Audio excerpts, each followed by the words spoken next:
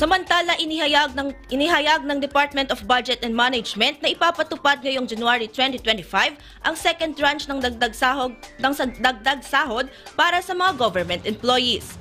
Nilagdaan ni Budget Secretary Amena Pangandaman ang National Budget Circulation Number 597 na naglalaman ng mga alintuntunin para sa salary increase na ito alinsunod sa Executive Order Number 64 na pinirmahan ni Pangulong Ferdinand Marcos Jr. noong August 2024. Bahagi ito ng layunin ng administrasyon na mapabuti ang buhay ng mga manggagawang Pilipino sa pamamagitan ng mas mataas na sahod kung saan sakop ng dagdag sahod ang mga civilian government employees mula sa executive, legislative at judicial branches, constitutional offices, state universities and colleges at ilang government-owned and controlled corporations.